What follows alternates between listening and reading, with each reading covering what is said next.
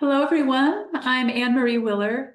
I'm the Director of Preservation Services at NEDCC, and I want to welcome you to today's webinar, Grant Writing for Collections Preservation. Collections preservation is a key concern for anyone associated with a cultural heritage institution. Maintaining historical documents and artifacts and digital files for the long term requires sustained attention and resources. Many organizations will seek grant funding to supplement their own budget so that they can support important initiatives to care for their collections. And today we'll get a head start on the application process with an overview of preservation grants, a discussion of typical eligible projects, and administrative steps like creating a checklist, or maybe more than one checklist. I will also provide application tips that are useful for all grants, no matter to which you plan to apply.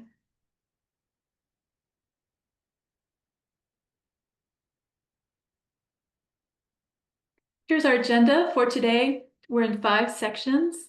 Finding preservation grants will be first, then eligible projects.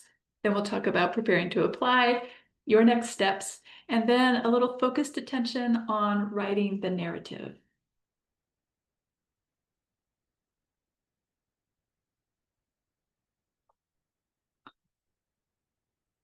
So first up, let's find those grants. Here are 2 places that I would suggest you start when you're looking for grants. I've linked to both of them in the resource guide that's saved in the NEDCC Training Hub, along with some other materials for this webinar. And let me actually put a link to the Training Hub in the chat for you. You should have that easily at hand, but just to be on the safe side. The Foundation directory, which you see on the left side of the slide, that's hosted online by candid.org, and it has all kinds of grants, not just grants for preservation. Just a few bits of sort of data points that I think are interesting context. 90% of United States foundations don't actually have websites of their own, so you can't find them in that way. And that's why the foundation directory is so useful. The directory itself, it is a paid subscription service, but they do have different payment plans, and they do have a monthly $55 a month plan that you can cancel at any time. So you might choose to subscribe, do 1 or 2 months of really intensive research, and then let your subscription lapse, for example. That might be an affordable approach. Also, I encourage you to check to see if your public library subscribes. Sometimes this is a service or a database that a public library will have available to its members. And then on the right side of the slide, NEDCC has an online listing of state, regional, federal, and foundation grants. It's not comprehensive, of course. I think that's maybe impossible. The foundation directory gets closest to being comprehensive on foundations, but I don't know about a master list of all the grants everywhere. So we don't have everything, but we've really tried to, everything that's there is focused on cultural heritage and preservation. So it'll be more relevant to the kinds of projects that you might be planning. And I encourage you to see if your state or your region is there. I will say that more folks are paying attention to their regional and local and state grants lately, and we are learning about more of them. And as we do, we put them on our page. So I have a question for you all right here at the start, and I would love for you to just type into the chat your response. And I do want to remind everyone that we are recording this webinar and it will be made available publicly later. And so that's partly why we're keeping some of our communication in the chat so that that can stay private and we're not doing verbal things that will be accessible later, just because there may be information about your funding that you don't actually want to share more broadly. In any case, here's the question that I want to ask. If you received a grant, especially if it's for collections preservation, tell us, what was your source? Where did you get funding from? Just type the grant or the foundation name into the chat as we go. It would just be interesting to see. Great, I see some already coming in. Super.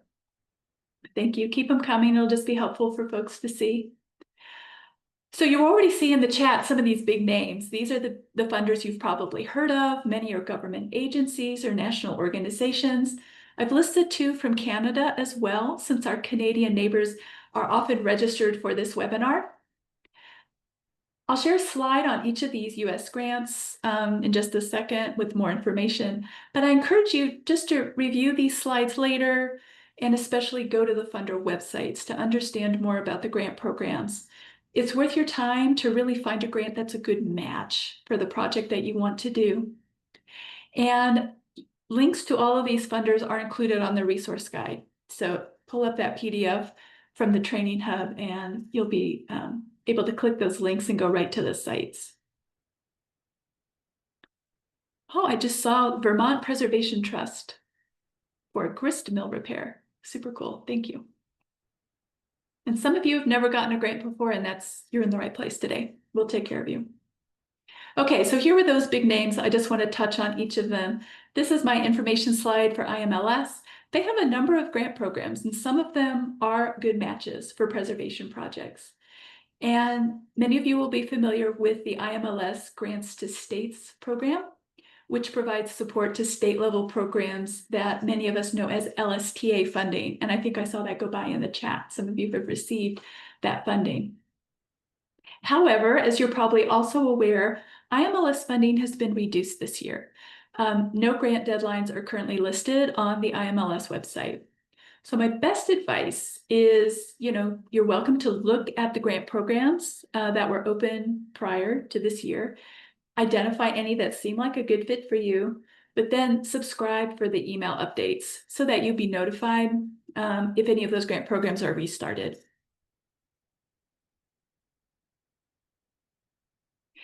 NEH, I saw that go by in the chat as well. They have a number of grant programs that are aligned with preservation initiatives, but these have also been significantly reduced this year.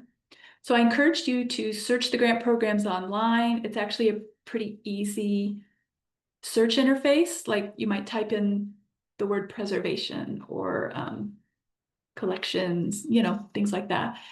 And then you'll be able to identify grants that might be a good fit for you. I want to say when you'll see that most of the application deadlines are listed as anticipated because the continuation of a lot of the programs is in question right now. You might also notice that many of the NEH programs are designed for larger organizations, such as a college or a professionally run museum or research center, because these organizations often have the infrastructure and the staffing to successfully complete a complex grant with a high award amount.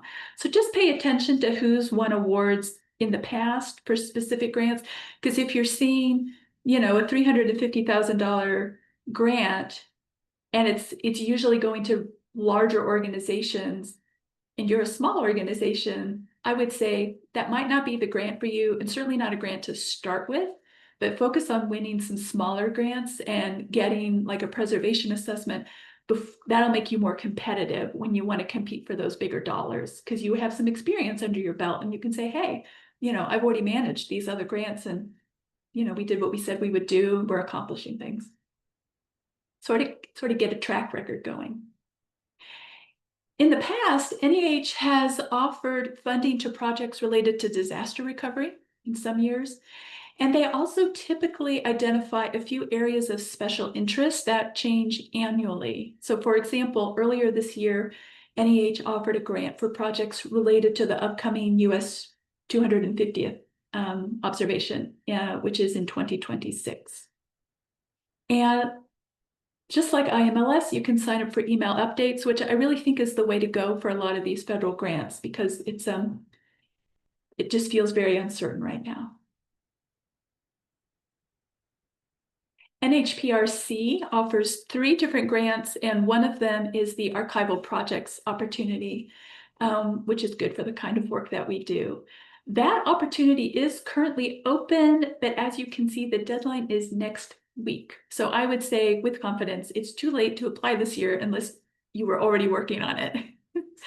But I would encourage you to look over the application information to see if it is a good match for you in the future.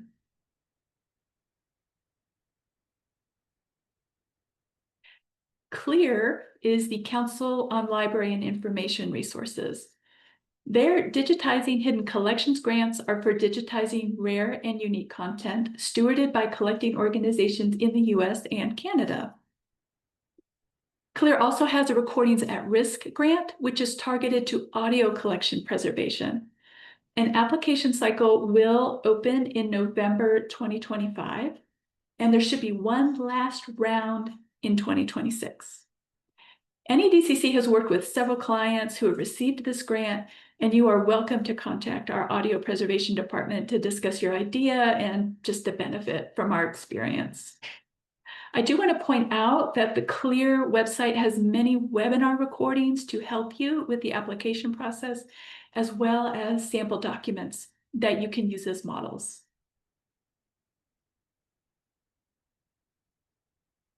Speaking of audio collections, here's 2 more audio collection grants that you can look at later if that's a project area for your institution. Neither of these 2 grants is currently open. But it looks like the Grammy Museum, it's a fall deadline for a letter of inquiry. So you would need to wait until next fall for that one. But based on what we talk about today, you can plan ahead so you're ready. So note these details as you are researching funding opportunities and read through the grant guidelines. For some of you, your institution or your project will be ineligible right out of the gate, so that's not for you. But pay attention to deadlines, especially note when there's a required letter of inquiry or a draft application is needed, sometimes even, earlier than the deadline. Some grant programs have deadlines for an optional draft review, and I would suggest that you take advantage of that opportunity if it's available. It's like gold to get somebody else's opinion on your draft application and about how it could be made stronger. Just don't pass up that opportunity if you get it. Some grants do have a minimum amount, and your project might not be big enough to be considered. A matching funds requirement means that you have to match the grant award with an equal amount of your own money from your institution. So there's some planning and math required around that. And I will just pause here, and I'm just going to browse over the list of grants that y'all have gotten. And if you have questions about finding grants, type them into the chat now before we move on to section 2. North Coast Regional District. North Coast of where is my question? Lilly Foundation, SHRAB, State Historical Records Advisory Board, South Carolina, British Columbia, thanks. Okay, North Coast, British Columbia. All right, you all. So that's your roadmap for finding grants. Let's talk about eligible projects.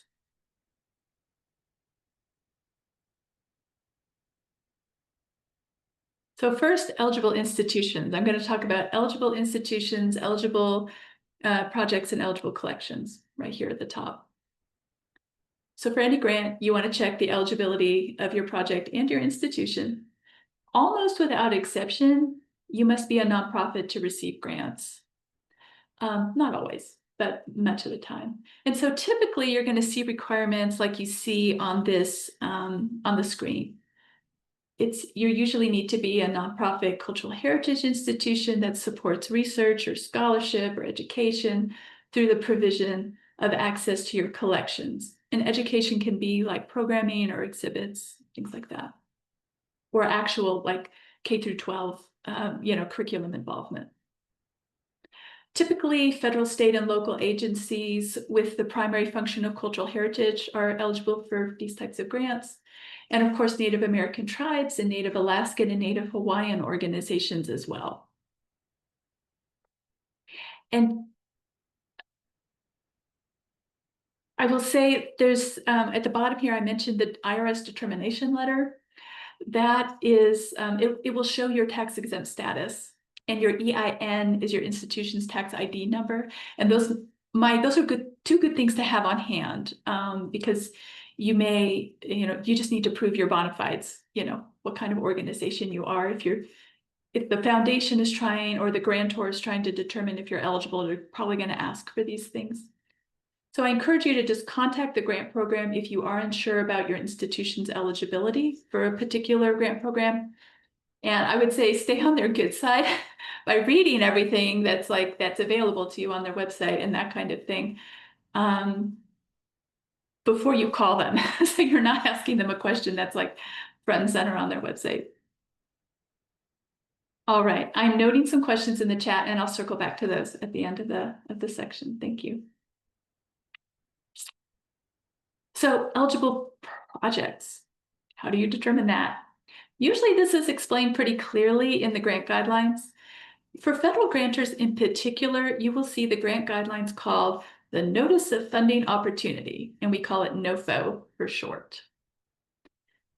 Looking at who got funding in the past is a great way to understand the types of projects that the grantor prefers. Public funders, such as state or federal governments, typically must make past applications available for others to view. Some make that very easy to find funded applications on their website. Most of them, at least at minimum, offer like a summary of funded projects. You're also going to find information about funded projects in press releases or in media from that grantor. The grant website and press releases that you find, they also often highlight any special considerations or special interests or changes in the grant from past awards. And again, special considerations are those particular topics that a grantor is focusing on, often just temporarily or sometimes permanently as part of their mission, but sometimes there are temporary areas of interest. For example, underrepresented voices in communities are special interest to some funders, and you'll see that spelled out in their materials. Also, most grant programs have an email or a phone number that you can use to contact them, and you can describe your idea to confirm that it is eligible. And I've had these conversations. It just, you call them up and you say, hey, I'm looking at this grant. I have this idea. And sometimes it's kind of like a little bit of brainstorming together or spitballing, and they may say, this is a really good idea. It would be stronger, if you could do X, Y, or Z, you might consider that. Sometimes you can get really good ideas. So just call them. And then lastly, eligible collections. I will say the collection you focus on matters. I know one organization whose grant application was denied in part because their collection was of regional importance rather than national importance, and that's what the grant required. So on this slide, you'll find some common characteristics of the collections that are attractive to funders.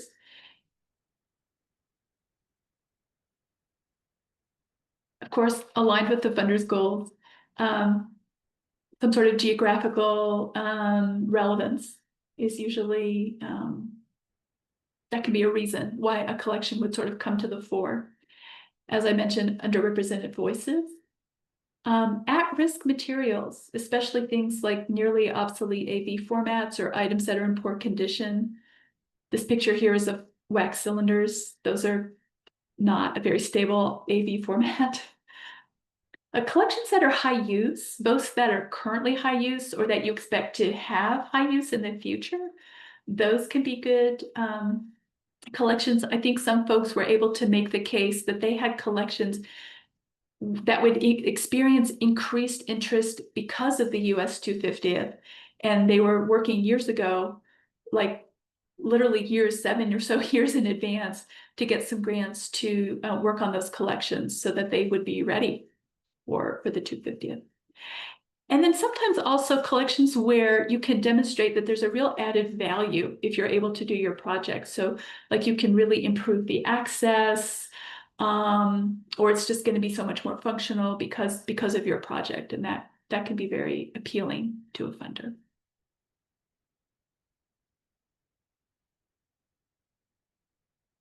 So after you've thought about the eligibility of your institution, of your project ideas, and of your actual collections, then start brainstorming about your possible projects. I mean, I'm sure you already have some in mind. Most people sort of start there, but I'm encouraging you to step back and check the eligibility box before you go too far.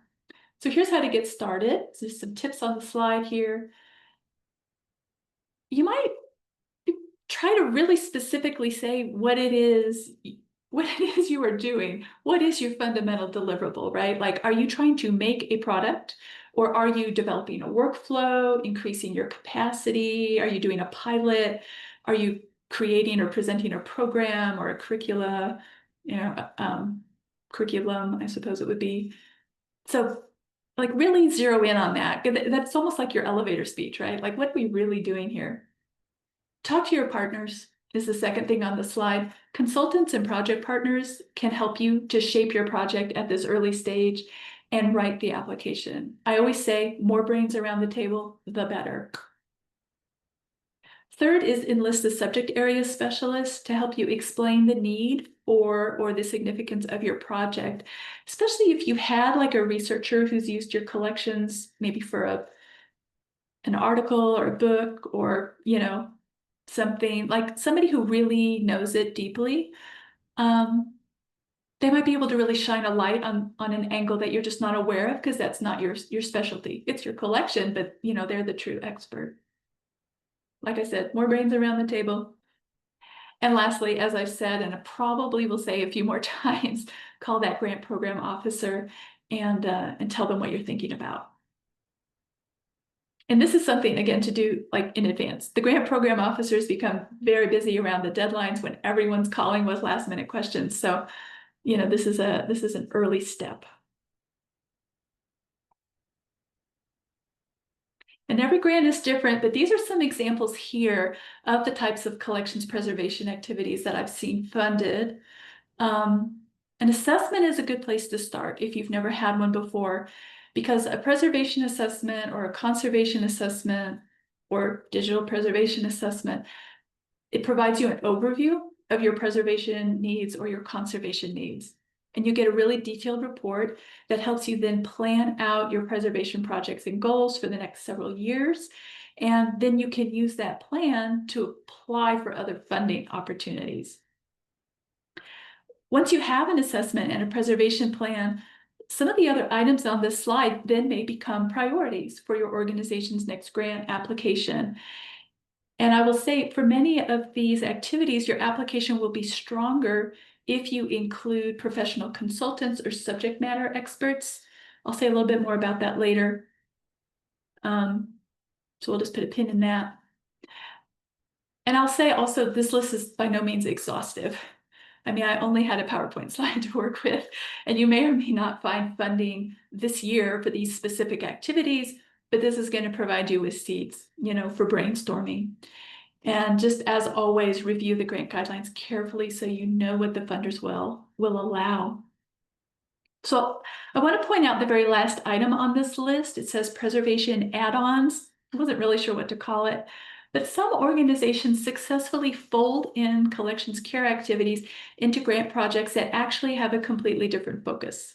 So for example, if you are applying for funding to it's like a research grant for publication or something like that, you might be able to make the case that that particular collection would benefit from being rehoused into proper enclosures so that it's not damaged during this intensive research process.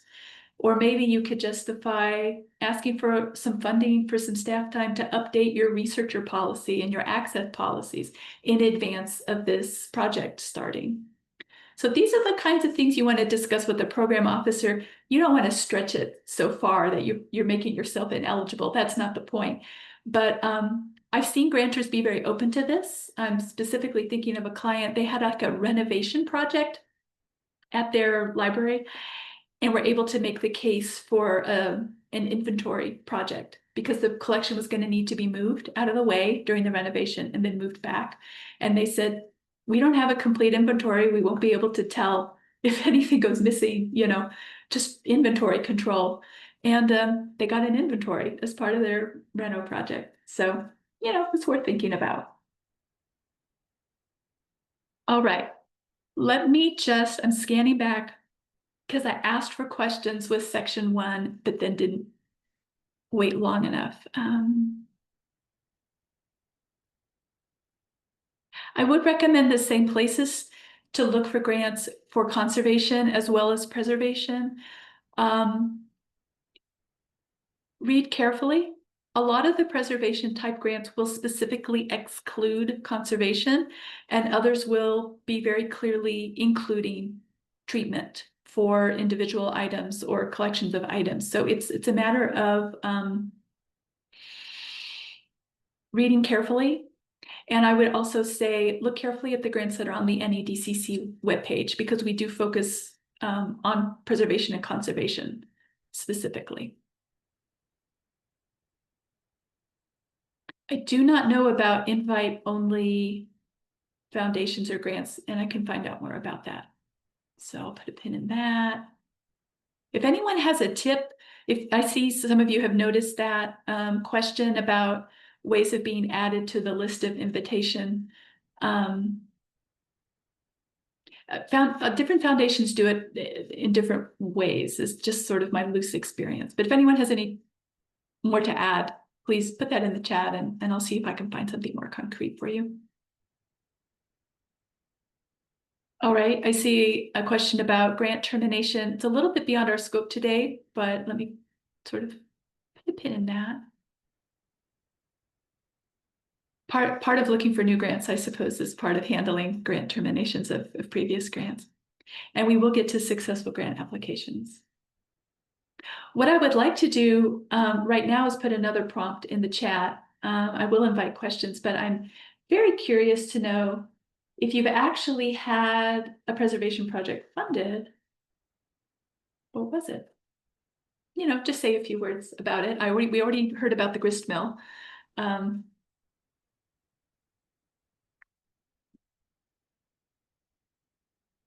And a very recent question here on very, very small organizations for grants. And I would agree, state grants, local grants, and some foundation grants. And I'll just mention one that comes to mind. There is a foundation, the Island Foundation. One of their specific areas of interest is the city of New Bedford in Massachusetts.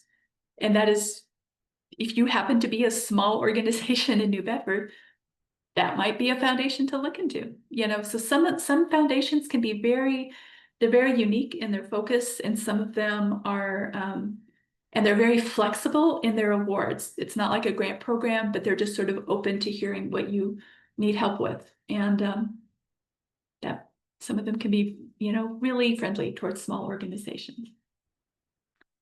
Thank you for sharing your past grant or projects, preservation projects. Thank you. I'm going to move on to section 3, keep us rolling here. Let's see, preparing to apply. After you brainstorm projects that will advance your mission, I want you to zero in on the grants, of course, that are a good match. There's usually so much information on the grant website. I want you to read it all.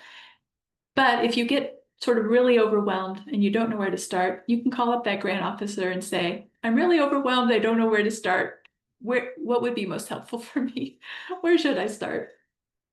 Listed on the slide here are some of the questions that you should answer as you review the grants. Some of these are things that could trip you up later, so I'm sort of putting them up here at the front. One is, for example, a letter of support. If you are a grant that requires or strongly recommends a letter of support, you need to ask for those in advance so people have time to write you a really strong letter. And I will say the budget is something that often trips me up even after all these years. Grants usually have a very specific form for their budget that you have to use. And some of these forms are very, very detailed. Some of them are very, very high level, but it's the detailed ones that get me when I don't realize it. Because you might need time to request quotes from vendors. You need to research travel costs. There's just so many details to fill in. So yeah, learn from my past experience there. And some funders, especially federal agencies, they'll actually provide feedback on your past grant applications. And I encourage you to ask for that if it's available. The comments from the reviewers will help you to write stronger applications in the future. And I will say some of the most helpful feedback that I've gotten was on a grant that actually was funded, but the reviewers still had really good things to say about what made it a strong application. And I thought, oh, well, then those are the things I need to do in the future. Okay, application timeline. You're going to be excited about your project, but before you get swept away, I want you to take a realistic look at your timeline and make a plan for completing the application itself. Some of these applications are short, and maybe it's just a letter on letterhead to a foundation, and others of them are, tens of pages of documents and required forms and things like that. So I put a calendar on the slide so that you can visualize this. Today is circled in red. Let's say you want to apply for a grant that has a deadline of February the 20th. That's just over 3 months away. I've circled that in red. So I'd suggest you do what we try to do at NEDCC, which is to set a false deadline about a week or two in advance. And this has actually saved me more than once. In this case, for a February 20th grant, let's say the false deadline is January 30th. Then work backwards from January 30th and identify like all the different components of the application and when you're going to do them on this calendar. And in this case, because of the time of year we're at, I would say aim to finish your first draft before the winter holidays, because that's when businesses are typically closing. Folks might be out of the office for vacation or illness. That happens a lot in December and January. So if you finish your draft before the winter holidays, you'll be in a good place to finish your application by January 30th, which then gives you about 2 weeks or so to work on the things that you forgot or to catch up with the people who were sick or on vacation when you needed them. Especially for the larger like federal grants where there might be several hundred people applying basically on the same deadline, we try to submit 48 hours in advance. And I think the federal grantors actually suggest that themselves because you can avoid last minute like staff illness, technology issues. Technology issue might be on your end, but it also could be on the federal end. So, better to just not be in the melee on the actual deadline. So in this case, it's due on February 20th. Try to get it in on February 18th, and then you can sleep easy. But as you make this kind of plan, and this may or may not be your style to plan something out in this much detail, but it's so much easier if you do. But as you make this plan, check with the people who are involved in your grant to find out, like, are you taking a 3-week vacation, at New Year's or something like that, just to make sure that they're going to be available when you need them. So once you have a good idea of how much time is available for you to write the application, then to some extent, this could impact the scope of your project. I would say don't plan for an overly complex project if you don't actually have time to gather all the documentation that you need to have a competitive application. You might do better scaling, down if you have a limited timeline. Because grant reviewers are going to be assessing whether the project you've outlined is achievable and whether you've sketched out a realistic timeline for completion. They don't want to set you up to fail. So just keep that in mind. I strongly recommend building some time at the beginning of your project for like ramping up, and at the end of your project for maybe closing out, especially if it's a really large project, especially if you're going to be hiring staff. You need time at the start just to even like set up the bank account if you're going to segregate grant funds, or there's just administrative stuff that has to happen at the beginning. And I made that mistake once. I was assuming that I would be fully staffed and ready to go on day one. And of course I wasn't, because I needed to hire people. So in any case, plan ahead, maybe build in some extra time for ramp up, close up, and build in maybe a little extra time for contingency, delays and things like that. you can't just pad months onto your grant, but you can think about your past experiences and sort of the kinds of things that might go wrong, and then have a plan in place for that and maybe a little extra time. Review the questions on this slide as you are planning. Everybody from the person who's managing the grant to the person who's managing the money, they all kind of need to be on board and informed even at this early stage. Nobody likes to be surprised later that, surprise, I got a grant and it's going to take 10% of your time for the next year or something like that. Don't surprise anyone like that. Also, those folks will have input that will impact your project timeline. They'll say, okay, well, this is how much time it will take me to do the accounting tasks associated with your grant and that kind of thing. Stuff that you just won't know yourself. Remember that some funders require you to freely share the products of your grant project, and you might need to actually say in your application how you're going to provide access to the public. And this might include information about your outreach efforts, or how the content's going to be made available, or how the products are going to be like integrated into your existing collections. So all things to think about. So again, review this slide later as you are planning your project design and your work plan.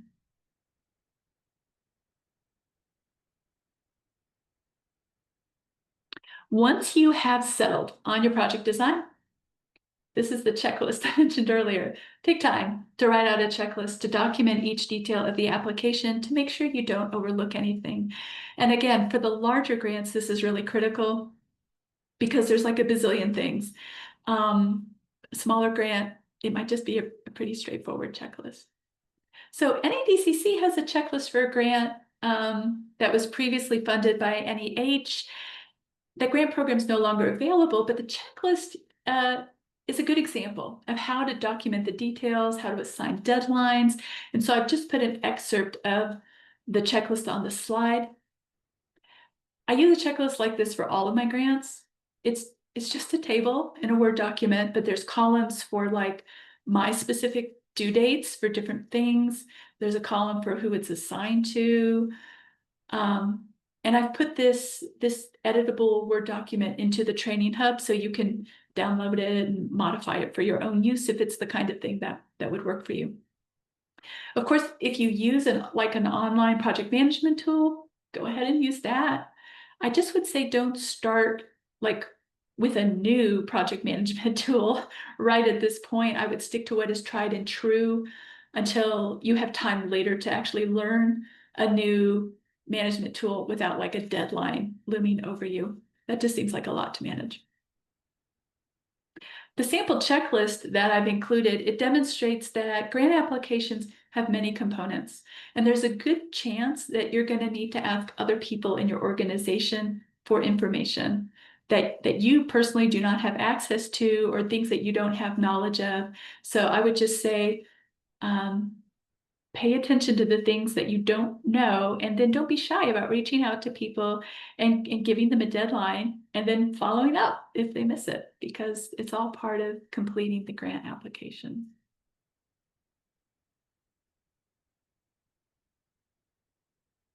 Okay, you've got your project in mind. You have to figure out how much it's going to cost. You might need to modify your project to fit the award amount that is available, like scale it down, or maybe you need more than one grant to fund the project because it costs more than what's available. So basically, the costs that are associated with the activities and deliverables of your project should all be represented in the budget. Could be fees for contractors and consultants, could include the cost of any supplies or equipment you're purchasing, and costs for travel and shipping. For any item in your proposed budget, make sure it's an eligible cost for your particular grant. You may need to fund some items on your own if the expense is not allowed. Something else to keep in mind is that if you're requesting funding for supplies and equipment, they should be well described and up to preservation standards. And if you've discussed equipment and supplies with a consultant, or if you have recommendations from a past preservation assessment report, then you should have product specs available, so go back and look at those. Indirect or in-house costs like overhead, staff benefits, et cetera, may be eligible expenses. And in particular, if you're at a university, ask your grants office if you should include overhead in your budget. We've had a few clients who didn't, and then they had a bit of a mess that they had to sort out later after they actually got their funding. And lastly, you might need salary and benefit information, and a lot of times that is confidential within an organization. So know who it is who has that information, let them know that you're going to need some of it and for what purpose, and they can get you what you need, in a way that protects people's privacy when that's appropriate. I want to open the floor to any lessons learned. I'm not going to be able to read through them, but I just want them to be in the chat here for everybody's benefit. For those of you who have completed grant applications before, if you had a positive or negative learning opportunity from your experience, I shared my budget surprise that I had one time. So we have more slides to talk about, but those, like I said, those will be in the chat for you. If you're curious about this image, I'll also put let me put that link in here. It's a picture of 7 conservators working on a 28-foot long railroad elevation map that NEDCC conserved years ago, but I thought it was a good illustration of working together. So if you have lessons learned, please do share them in the chat. I have to just mention this one lesson learned because it just happened, I think, this year. We had a client who wrote their grant narrative, in Word, like one does, and then they turned it into a PDF because the grant required a PDF. And during that process of turning the Word into the PDF, it added a blank page at the end, which put them over the page limit. And their grant was rejected because it didn't follow the formatting guidelines. So the lesson learned is open up your PDFs, make sure that they meet the page limit. Okay, moving on to your next steps.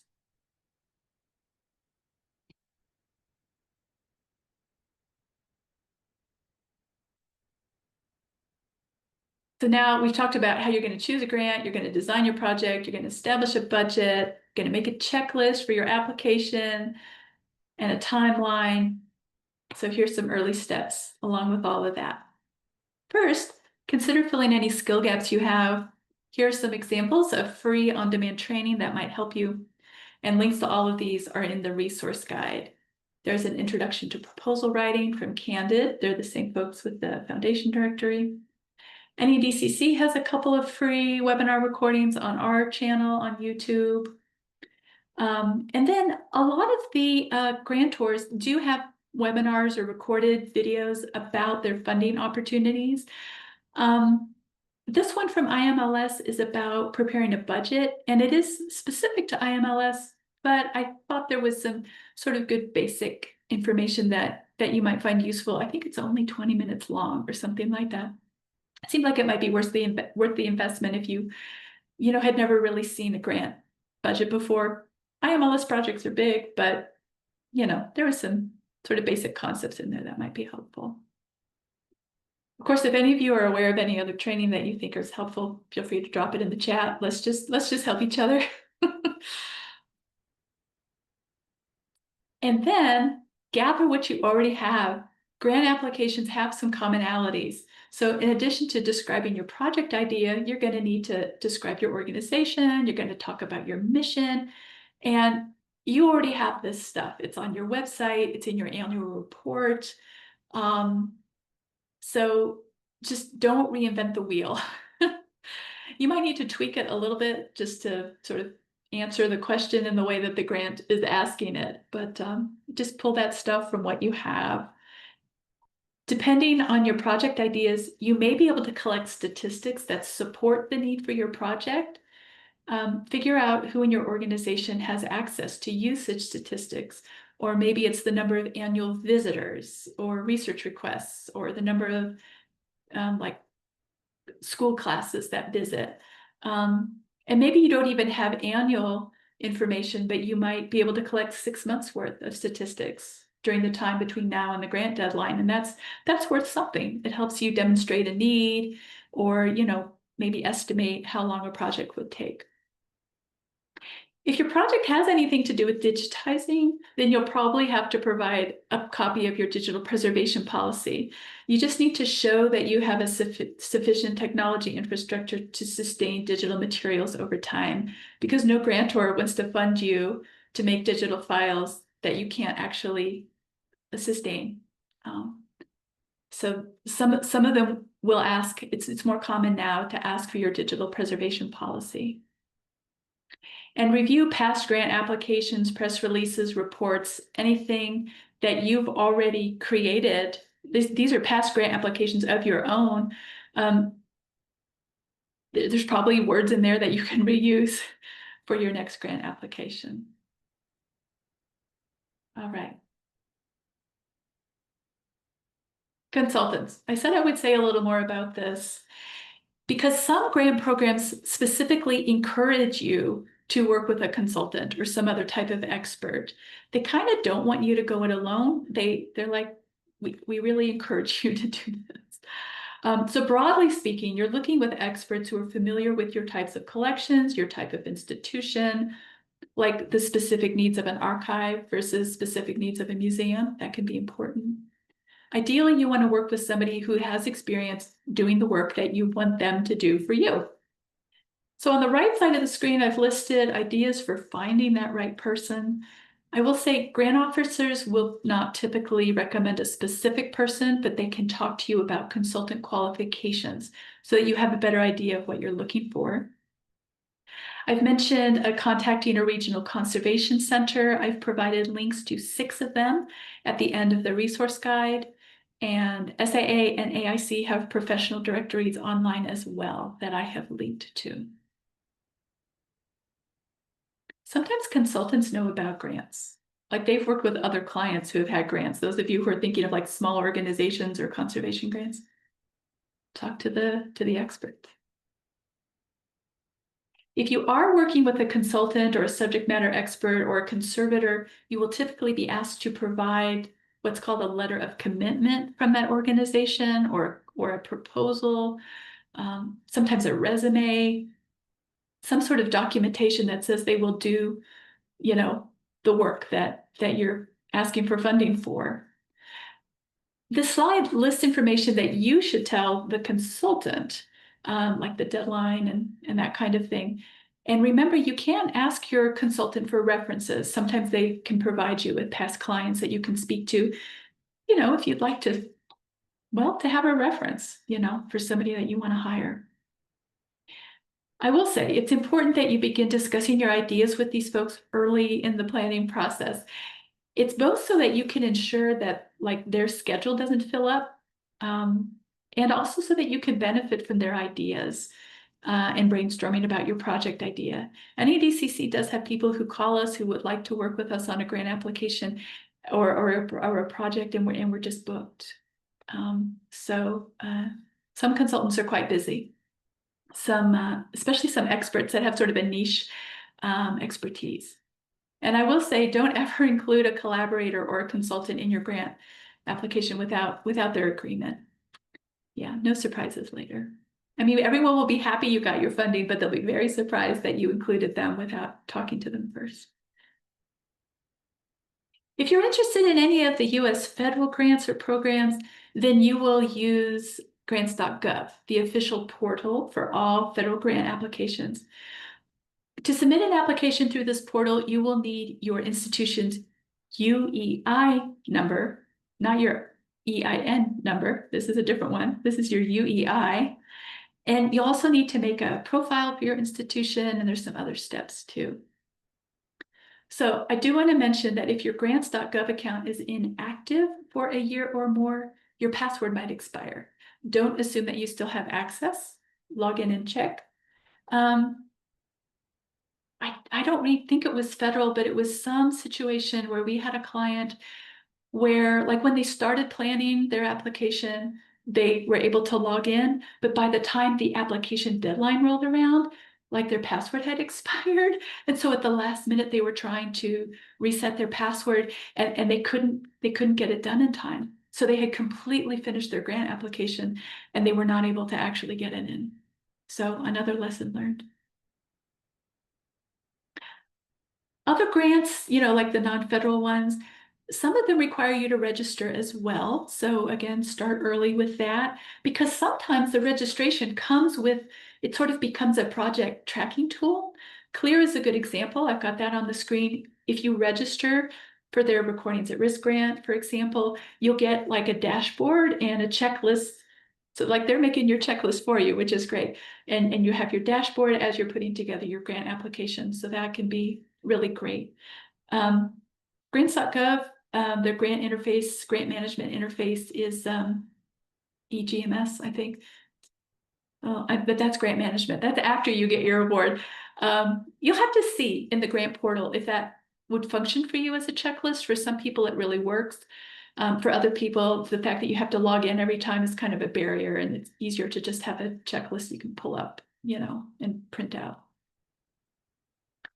Other grants require you to put together an application package and just email it to the program officer. So, no registration required. If it's that kind of a grant, I would introduce yourself to the program officer ahead of time, just to say hi, and you probably would have a few questions anyway while you've got them on the phone. I think sometimes for the smaller awards or smaller foundations, the relationship matters. And, introducing yourself is a good thing.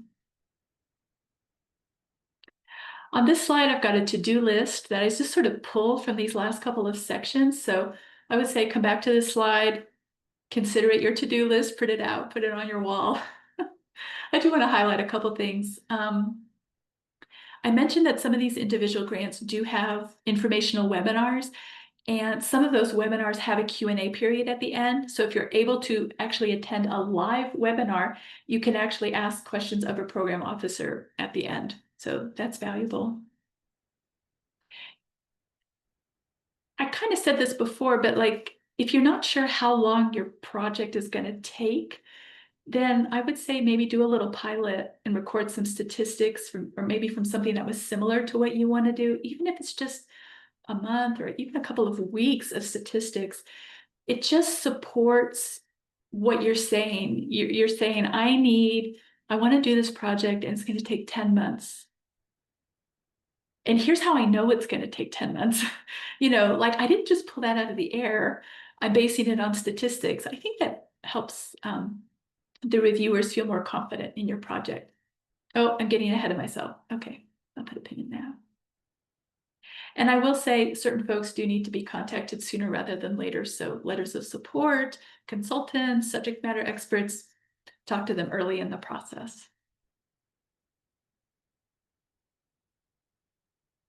All right, I am going to move on now to writing the narrative.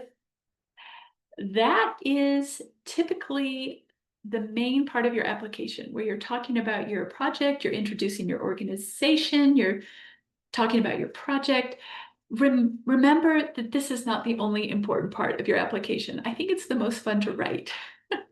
But the budget and any like supporting documentation that's required, that's going to take just as much time and effort. So plan for both. This is another mistake I made one year. It wasn't so much that the budget was complicated, but that I just hadn't given it enough time. I wasn't giving it enough weight. So on the slide here are overall tips for writing the narrative. The grant guidelines, that's your primary resource for instructions. These slides are kind of bonus information, general tips. Before you begin writing, note any required formatting guidelines. I suggest that you set up your documents according to the guidelines right from the start.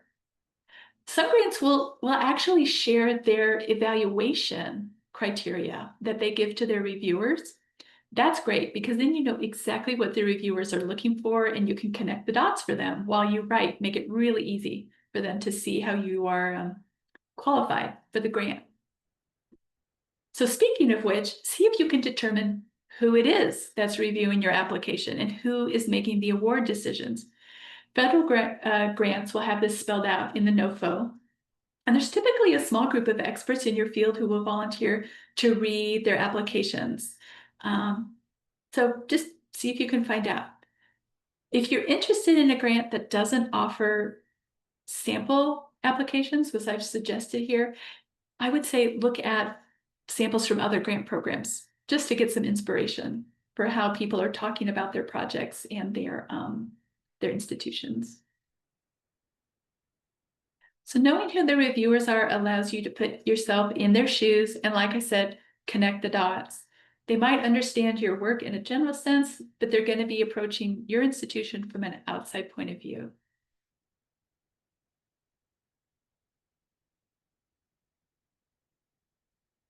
Here's an example from a past application to a federal grant. This is the very beginning of the narrative section. You can see the first paragraph very concisely lays out the history of the organization and the unique collections that it holds. And then notice how easy it is to see what the project entails. They give a one-sentence overview, and then they're using words like primarily, secondarily, and finally to help the reviewer, the reader, find their way through the other elements of the grant. Sometimes the grant will require you to use certain headings or like question numbers and things like that to organize your narrative. So by all means do that. And if they don't have those requirements, but you think it would be helpful, add some numbers, add some headings, add some bold text. Just be careful not to push yourself over the page limit with that kind of stuff. Just do it where it helps. Okay, this is another slide I'm going to leave here for you later. It's a do and don't list. I think the one do that I do want to say out loud is have somebody from outside your organization read your draft application. They're going to be able to identify points of confusion or concern that are invisible to you because you're on the inside. And actually, they'll help you with some of that stuff that's on the do not list. You know, you might mention famous people or things about your locality or your region that are just sort of known by everybody. But if the person who's reading it like lives in another part of the country or a different part of the state, they might not know it, and they'll be able to shine a light on those things for you. Do encourage you to have people review it and then to, you know, make those edits and have it reviewed again. Okay. I want to remind you that the recording of today's webinar and the handouts and the resources are all in the NEDCC Training Hub. We are at the end of our time, but as we close, I want to say best of luck as you research and apply for grants. You can always contact us at info@nedcc.org if we can be of assistance. And I'd like to encourage all of you to take a few minutes to answer our webinar evaluation form. That's on one of the tabs in the Learning Hub, Training Hub. And we have a few programs coming up. Personal digital archiving is tomorrow. And Digital Directions is our sort of signature online conference that we hold every year. It's coming up here in November. 3 half days of amazing presenters, a lot of valuable information. It is filling up, so if you're interested, register for that soon. And I'm happy to answer any of your questions at this time, those of you who are able to stay a few minutes late. I apologize for pushing us sort of close to the edge here. But I'm going to look back over the chat to see if I can catch a few other questions, and feel free to add others. Let's see, I'm going back. Okay.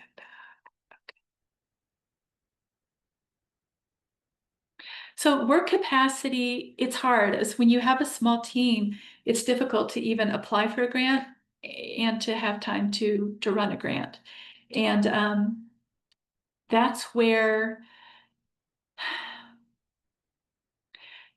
if you can get funding for a consultant who is like a trained library archives or museums professional, then that person is then qualified to supervise interns, for example. So I've seen this at a particular archive that I have in mind, where they have somebody who's professionally trained and can be in that supervisory position.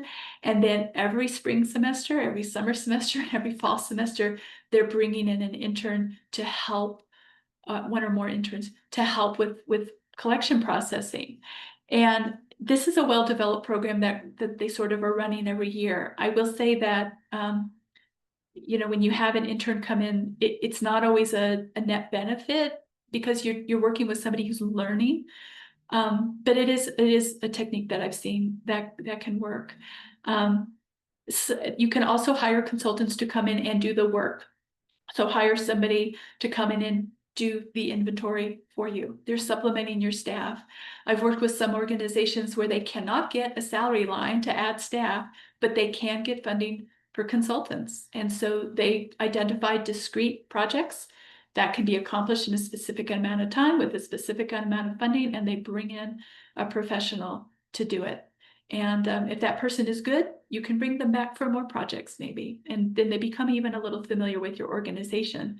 There's a point at which we don't want to perpetuate non-salaried, non-benefited positions by stringing people along, but there are independent consultants who take on individual projects. And so it's like sort of finding your way in the balance of what feels right for your organization or what your capacity is at this time. Thank you for sharing your lessons learned. I really appreciate that. Yeah, definitely read through those, you guys. There's wealth of information here. Okay, I'm not seeing any additional questions. If any of you are still here and you asked me a question earlier in the webinar that I missed, feel free to copy it down at the bottom and I'll see what I could do. Just pause here for a moment. Oh, you know what? I'll put a link to digital directions down there too, in case that's helpful. It's such a popular and useful event, so. Okay, it's looking like maybe I got everything. Let's see if you, oh yeah, the invite only. So yeah, I'm not sure. That's the one thing I'm not sure about. That's the stumper of the day, is when you see these invite only foundations or grants and how you get added. I mean, my first thing would be if you can contact them and say, how do I get invited? Maybe they'll tell you. If there is a list of past recipients of funding and you know any of them, reach out to them, or you could even cold call and just say, how did you get invited to do this? It really does depend. Like I said, there's quite a mix. Some foundations are quite formal and some are quite informal. So it could be that the invitation barrier isn't really much of a barrier. So anyway, good luck with your research on that. Okay, you guys, we're definitely at the end of time. Thank you for joining us today and good luck. Thank you. You're so welcome.